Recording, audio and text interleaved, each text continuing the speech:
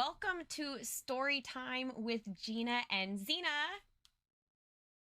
Hi, I'm ZBexx.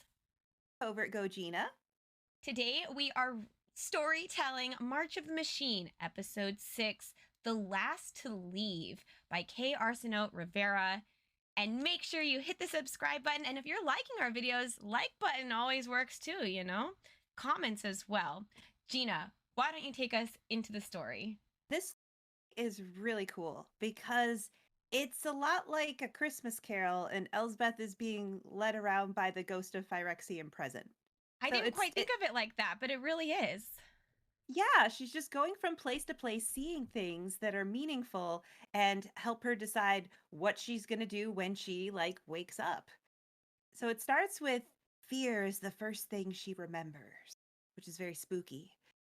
Elspeth finds herself in a place that she remembers. It's a mildewy dungeon, and there's a monster about to attack a young girl. And the body of her mother is lying nearby with her throat torn open. And Elspeth has what that girl didn't have then. She's got a sword, so she easily stabs the monster, comforts the girl. This story starts so brutal. The sword is going through the top of the monster's mouth. Oil spills out. And this place that we're in is also so disgusting. The descriptive words of a burning ozone taste in the roof of her mouth made me think of the forest fire smoke we had in the Pacific Northwest last summer with if you had to wash your mouth out with motor oil. I don't know. It was very descriptive. A very vivid sense memory. The girl thanks her, but she doesn't sound like a young girl. And Elspeth responds to her well, keeping people safe is what I do. It's a very superhero thing to say. And the girl says, yes, but you're seeing this with new eyes now. Once, this was difficult for you. And Elspeth recognizes the girl as her younger self, who tells her, it's time to wake up. And then the floors give out, the walls fly away, and the girl's face turns into her mother's. And then it is time. Take the red pill, take the blue pill. You're in Wonderland now. Her mother's face says, you have a choice to make. And then Elspeth falls again, and she sees her childhood village, and her hands are shiny, and her shoulder blades are prickling. And she sees this glittering feather fall from nowhere and just kind of float in front of her. Is this the beginning of our most fabulous Cinderella transformation moment? But she can't focus on that right now because her mother says, you made a choice and rewrote fate. Part of you knew it was time to awaken. You first must leave your old self behind. So she starts to think back, and she vaguely remembers the Silex and her friends arguing and taking a difficult action. And she really wonders if she's dead and hallucinating all of this. And her mother's like, oh, you're not. And Elspeth's like, I don't like someone reading my thoughts. And your mom said, well, you think loudly. She also kind of wonders how she got here. And the mother is also like, don't worry, you came here of your own volition. You did this, not me. You haven't been kidnapped. You made a choice to get here, but we need you to make another choice. Stones are stacking higher and higher until she recognizes New Capenna. And her mother figure tells her all the planes are aflame. And Elspeth is going to see much and has to make a choice and decide where to intervene. And her mortal wants and desires must not enter into the equation.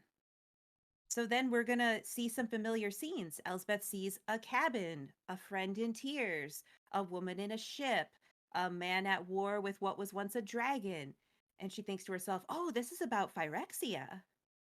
And as soon as she thinks Phyrexia, the skies go red and a tendril wraps around the city. Cracks run up that tower in New Capenna and oil coats the surface.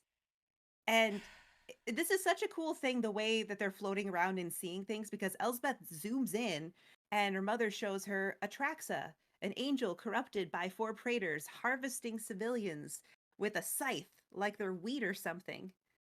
And Elspeth, she wants to help and she keeps trying to do stuff, but it's like she's a ghost and her hands are just fading through whatever she tries to touch. It is just like the Ghosts of Christmas Path. I just felt like it was just all memories floating around, but it is framed quite nicely.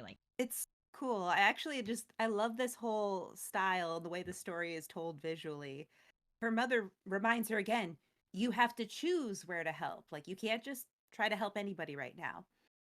Mom lays out the situation. We have a personal history here. This was our home. Atraxa has been ordered to wipe out this place entirely. Some will fight, others will be corrupted. You could help them.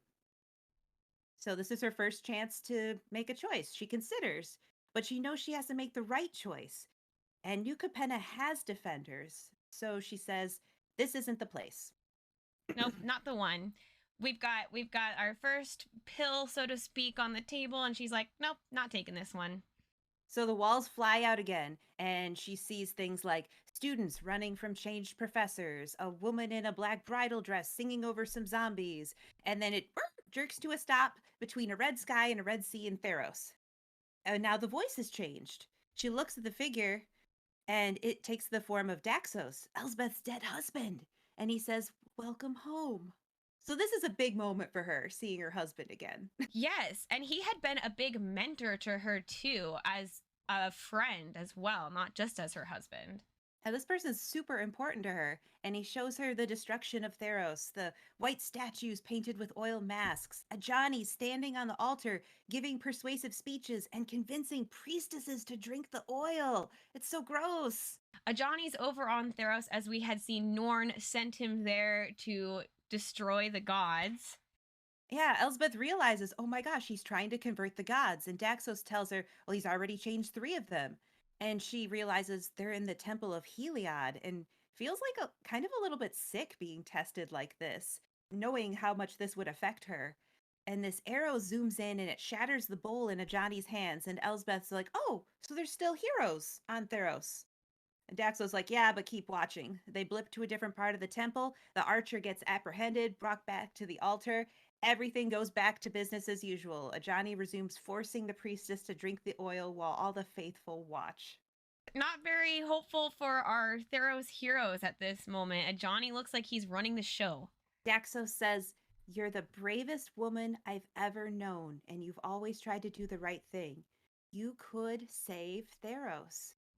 So she considers choosing Theros, fighting Ajani, but then asks herself, what good would saving Theros do? Are these people more worth saving than those on New Capenna? And that's pretty much her choice. She doesn't want to leave Daxos, but the world falls away again. As you've seen on some cards like Solidarity of Heroes, Elspeth and Ajani are close friends, just as much as Daxos and Elspeth were close. So it's that angel and devil situation. Which side are you going to choose? And she probably still wonders if she could save him in some way, or if by defeating him, that would be saving him. The world falls away and she sees a dinosaur fighting a dinobot, a castle reduced to rubble, a young man finding a sigil to defend his family, horsemen beating war drums, neon city, strange swamps, and she just keeps falling and falling until she lands in a place she hopes she'd never see again, New Phyrexia. Elsbeth sees the invasion tree and huge armies. She hears a voice. You have a choice to make. So she starts looking around. She zooms in to see the base of the tree, and Elish Norn is watching a captured Urabrask as his limbs are just wrenched away from his body. Ooh, poor Urabrask. There are 2 choirs singing the glories of Phyrexia. 1 was not enough. There are 2. And Norn snaps, and they stop singing. She snaps again. Urabrask is cut into quarters and carried away. 3rd snap, flying creatures bring in Karn's body, and his eyes are full of pain. I'm not surprised that Urabrask didn't make it. As soon as you start helping the other planeswalkers, Norn's gonna know you're a praetor gone soured and is gonna start using her dictatorship over you. The Mirrans have been captured, and Elish Norn gloats as she bestows the honor of completion upon them. And Elsbeth hates this. Her hand immediately goes for her sword, and then that voice is a woman's voice again and says, think about what you're doing. You only have one opportunity to choose. Choose falsely, and everything ends here. And Elsbeth thinks this is easy. She says, Norn has to die. But the voice asks, does she? She's finally had her hero moment that she has to die. I'm like, yeah, go, Elspeth. You've made the right choice. But has she made her choice yet? We don't know. Voice is trying to hold on. Let me just lay out your options again for you. And the voice continues on telling the story of Serra, a woman in white who created a world all her own plane where angels dwelled. It was a wonderful place, but after a wizard came asking for help, the Phyrexians attacked. And Norn might think that she's the beginning and end of Phyrexia, but she's not. Killing her won't actually end this. I started freaking out because Elspeth is remembering a lady in white, and that is Serra. Does that mean that Serra could be Elspeth's mom, who is in fact speaking her and guiding her right now? Which, as we talked about in the last episodes, the kind of sleeper agent angel setup in New Capenna, was Elspeth the seed planted by Serra so long ago? Elspeth watches as Nissa brings 3 prisoners before Elish Norn, Koth, Ren, and Chandra. Norn congratulates Nissa on scouring away her past life and asks, "How do you feel looking at them?" And Nissa answers, "Contempt, pity." And Elspeth's hand just starts twitching towards her sword again, like, I gotta decapitate somebody. Norn is triumphantly announcing, "Phyrexia embraces all. Phyrexia perfects all. We are not without mercy towards lesser beings." And she asks Jingataxis to harvest and complete them all. Finish off those armies. Get the Myrians into Phyrexians. And then everything stops, like somebody hit the pause button. And the woman says the time has come for Elspeth to make her decision. But Elspeth has some questions of her own first. Who are you? This cracks me up because this entire episode is like, you have to make a choice. The voice says the choice is now. And Elspeth almost goes, wait, let me take a selfie. She actually pauses and says, can I have another minute? When asked who she is, the woman answers, "You know already." So, think carefully. Do you still think Norn must be killed? And Elspeth says, "Well, when a limb's gone sour, you have to cut it off." And the woman nods and asks, "Yeah, but where did you hear that before?" And she thinks back. Ren said something like that by the cabin in episode 2. The scene changes. Everything around them grows dimmer, like almost translucent. It's almost like everything goes black and white, except for the 2 that are still bright and in color, and that's Nissa and Ren. Elspeth barely knows Nissa, so she thinks for a while and realizes, oh, the decision isn't whether to save Nissa or save Ren. The decision is to keep Nissa occupied long enough for Ren to reach the tree. So the woman double checks with her. Is that your final answer? Are you certain this is what you want to do? Elspeth says, this is the right thing to do. And the voice says, so it is. I cannot fight alongside you, even though I wish I could, but I can forge you into what you were always meant to be. There it is. She has wings. Elspeth sees her body's coming into focus, and wow, what a body. And this voice even says to her, fear is always the last thing to leave. Because Elspeth says she's afraid. And the woman says, well, you've slain fear time and time again. Do not falter now, Elspeth. And it's the last thing she hears before Serra fades away. Yes, it was Serra. Serra was here the whole time. Okay, real quick. I had not read this episode when I posted my little story. I don't know. Did you see my video with Air Bubbles Cosplay as Elspeth when I was dressed up as Serra the Benevolent?